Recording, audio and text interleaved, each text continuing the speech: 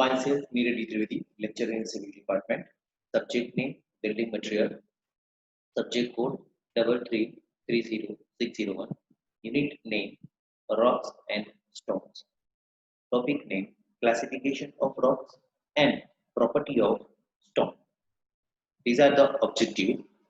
Classification of rocks, properties and uses of stones, requirement of good building stone, advantage of artificial stone, type of artificial stone. Now, geological classification, igneous rock, they are formed due to cooling of magma.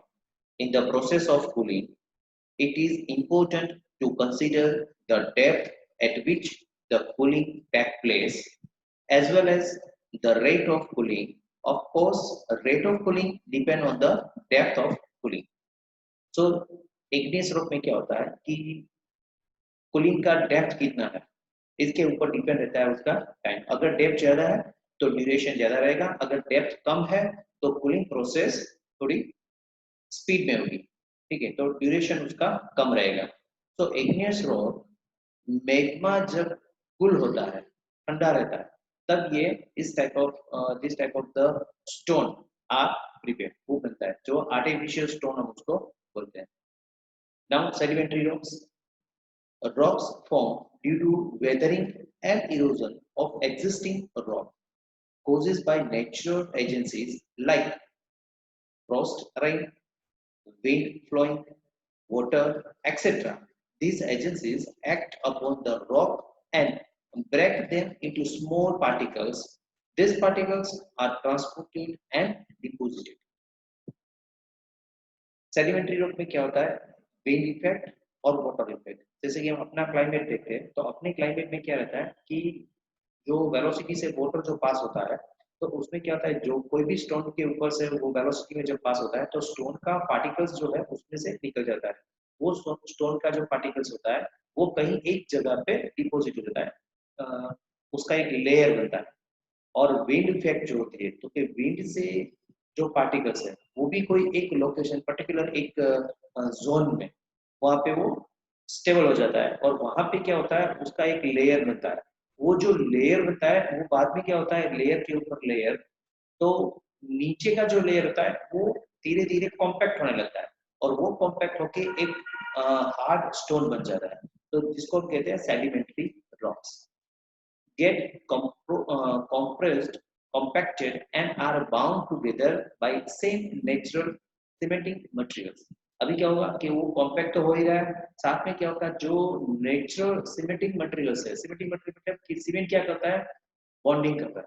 तो ऐसे नीचे भी natural ground level में नीचे जमीन के नीचे ऐसे नेचुरल एलिमेंट्स है जो क्या करते हैं, बॉन्डिंग इफेक्ट देते हैं। तो वो बॉन्डिंग से क्या होता है, सेडिमेंट्री रॉक और भी हार्ड हो जाता है। Metamorphic rocks, sedimentary and igneous rocks, when act upon by temperature, pressure, chemicals, undergo considerable changes in compositions, structures, shape, property, etc. And new type of rocks form are known as metamorphic rock. अभी sedimentary rock और igneous rock, उन दोनों को जब हम उसकी effect, chemical effect होता है, एटमॉस्फेरिक इफेक्ट होता है, टेम्परेचर इफेक्ट रहता है, तो वो इफेक्ट से उसका प्रॉपर्टी चेंज होता है, कंपोजिशन में थोड़ा चेंजेस हो जाता है, स्ट्रक्चर में जो क्रिस्टल फॉर्म है वो थोड़ा चेंज हो जाता है। तो ऐसे जो स्टोन होते हैं जिसको हम बोलते हैं मेटाफॉर्मिक रॉक, वो सेडिमेंट्री रॉक का भी थोड़ा उसमें आपको देखने को मिलेगा, उसकी प्रॉपर्टी देखने को मिलेगी, थोड़ा बहुत वो इग्नियस रॉक की भी प्रॉपर्टी देखने को मिलेगी। तो दोनों को मिला के जो एक स्टोन बनता है जैसे कि मेटाफॉर्मिक rock. Now property and use of stones. Granite.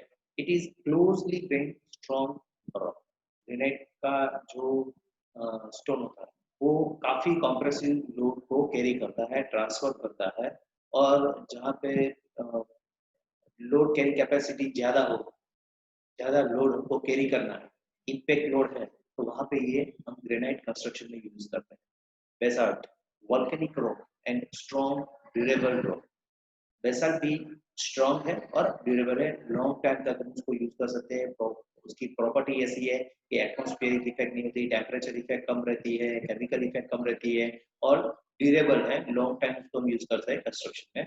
Right, it is a type of igneous rock, these are the very strong rock और वो कोई भी वेदर में हम उसको यूज कर सकते हैं। Sandstone sedimentary rock containing silica, lime and magnesia, उसमें ज्यादातर लाइम होता है और मैग्नीशिया, दोनों सेडिमेंट्री रॉक में हमको देखने को मिलते हैं।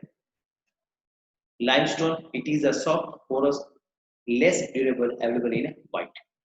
लाइमस्टोन क्या होता है, वो पोरस होता है और दूसरा कि वो ड्यूरेबल है और उसका जो कलर होता है वो व्हाइट होता है और वो सीमेंटिंग है। वो क्या होता है कि बॉन्डिंग इफेक्ट करता है, मगर वो bonding effect compare to cement से वो कम रहती है। ठीक है, तो ये जो स्टोन होता है वो हम बॉन्डिंग या कुछ फिल करने के लिए, गैप फिल करने के लिए ये व्हाइट स्टोन हम यूज लाइमस्टोन यूज करता है। Marble, it is non porous, fine grain, durable, strong, metamorphic rock. Marble जो होता है वो नॉन पोरस है, वो इतना वो उसमें वॉइड्स नहीं होता है, पूरा कॉम्पैक्ट रहता है और ग्रेन और ड्यूरेबल है और स्ट्रॉन्ग है। उसमें अगर हम इम्पैक्ट लोड लेते हैं तो इम्पैक्ट लोड भी वो कैरी कर सकता है, लोड कैरी कैपेसिटी उसकी अच्छी है, टेम्परेचर वो रेजिस्ट करता है, तो वो ड्यूरेबल भी है और उसका हम यूज किचन में और कंस्ट्रक्शन में कहीं जगह पे हम करते हैं मार्बल का use. Now slate, it is a metamorphic type rock containing silica and aluminium. जैसे सेडिमेंट्री रॉक में जो सिलिका और मैग्नीशियम होता है, इसमें silica and aluminium. It is available in purple to greenish black colour, purple to greenish black colour में वो naturally हमको मिलता है। Now gneiss, it is a metamorphic rock splits in thin slab easy to work.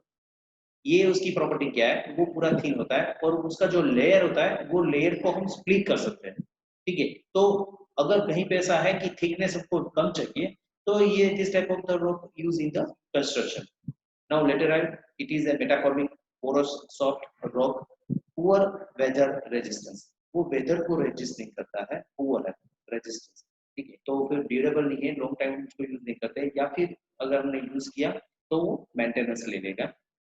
Conker, it is a sedimentary type in pure limestone. Kota, green or yellow is used for flooring, kitchen or platform.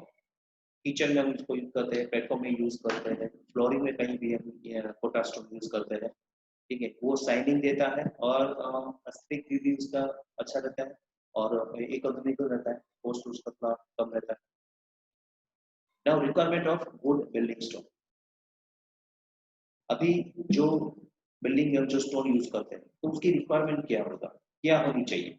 जैसे कि strength, stone propose to be use in construction must be strong enough to bear the incoming load.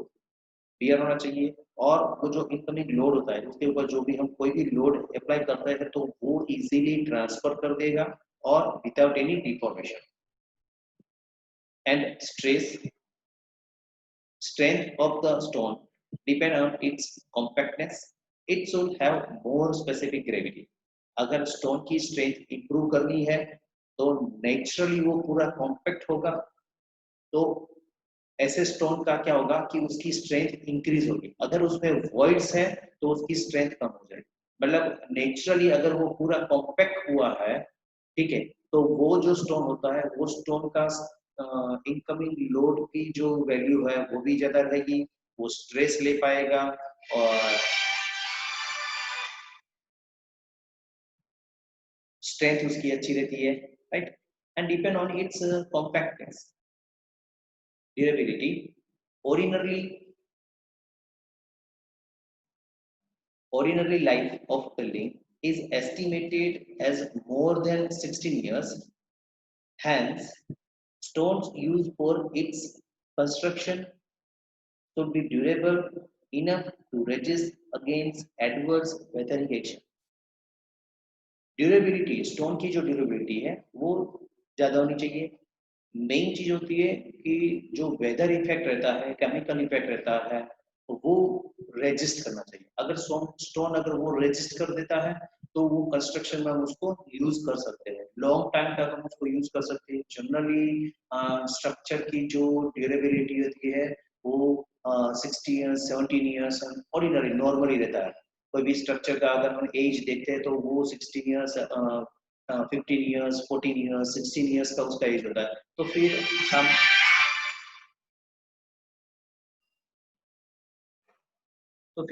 उसका जो हम material use करते हैं उसकी durability होनी चाहिए,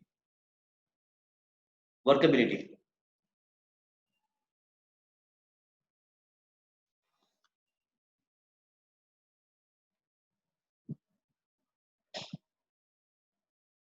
As we have discussed earlier, the stone should be strong as well as durable, but at the same time, too strong stones creates problems while dressing.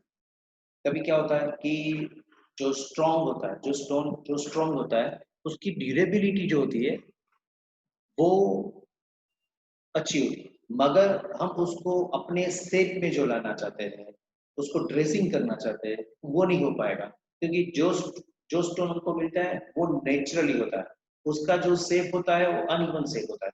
वो uneven shape का जो stone है उसको ड्रेसिंग करके अपने shape में लाने के लिए, अगर उसकी जो उसकी ड्यूरेबिलिटी अच्छी है, स्ट्रॉन्ग है, तो फिर वो थोड़ा टाइम ले लेता है, थोड़ा प्रॉब्लम क्रिएट हो जाता है।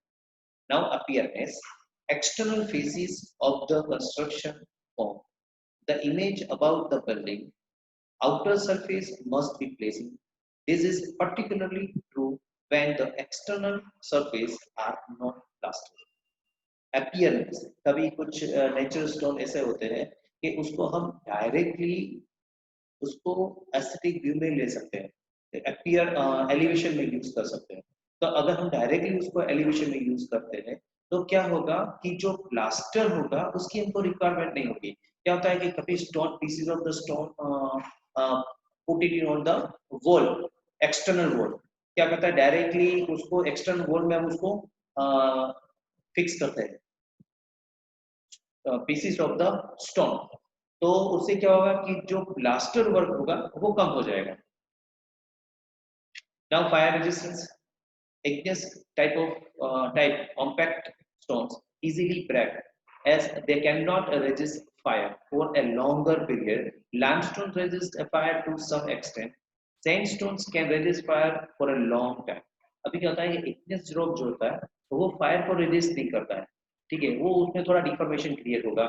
फिर अगर देखते हैं लाइमस्टोन, वो थोड़ा उससे ज्यादा टेम्परेचर लेगा, ठीक है, और उससे भी ज्यादा सैंडस्टोन होगा, वो काफी लॉन्ग टाइम तक उसको रेजिस्ट कर सकता है, फायर को वो रेजिस्ट कर सकता है। Now wind velocity. Blast of wind carrying sand particles produce abrasive action against the faces of stone. Prolonged effect of the tide damage the stones. अभी विंड वेलोसिटी होगी, जो लेयर के ऊपर जो सेडिमेंट्री टाइप ऑफ रॉक होता है वो क्या होता है कि वो कैसे प्रिपेयर होता है, पार्टिकल्स ऑफ द स्टोन्स, ठीक है। अभी क्या होगा कि उसके ऊपर विंड इफेक्ट रहेगी, जैसे कि विंड की वेलोसिटी ज्यादा होगी तो क्या होगा कि उसमें से स्मॉल पार्टिकल्स ऑफ स्टोन्स उसमें से निकल जाएंगे, तो क्या होगा कि उसका साइज उसका शेप थोड़ा बहुत डिफॉर्मेशन क्रिएट होगा after the long time, prolong time, ठीक है। Now advantage of artificial stone, design size and shape. जैसे कि आर्टिफिशियल स्टोन में हमने बनाया तो हम क्या करें, उसको जो शेप चाहिए जो डिजाइन चाहिए वो डिजाइन में बना सकते हैं। श्वेइंग एंड कटिंग, उसको कटिंग कर सकते हैं, उसका शेप बना सकते हैं। No dressing of stones, not requirement of the dressing. Desire colour, जो भी कलर को चाहिए वो कलर मिल सकता है।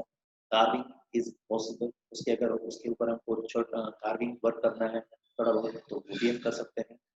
No natural layer, natural layer नहीं है। रेजिस्ट वेदर चेंज, अगर वो कुछ वेदर चेंज होता है तो उसको वो रेजिस्ट करता है। स्ट्रेंथ कैन बी इंक्रीज, अगर वो स्टोन की हमको स्ट्रेंथ इंक्रीज करनी है तो हम वो इंक्रीज कर सकते हैं। Now type of artificial stones, for example concrete block.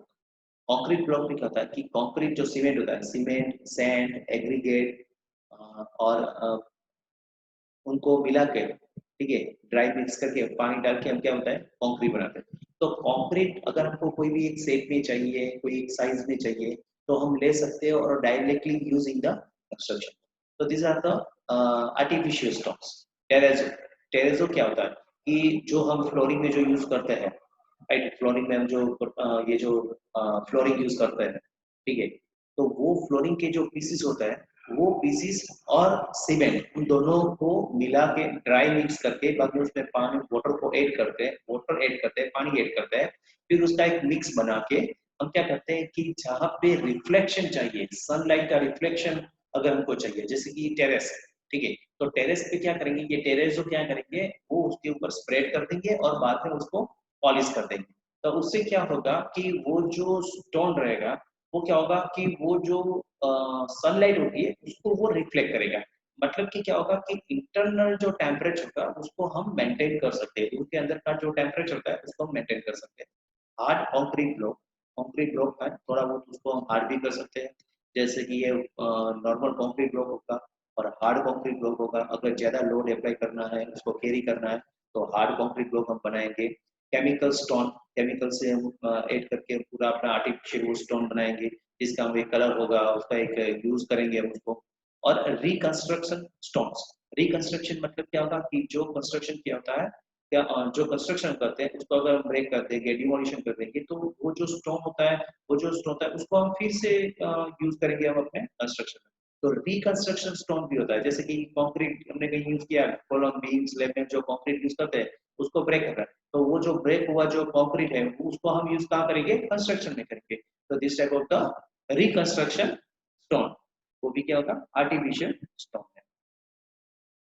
Thank you.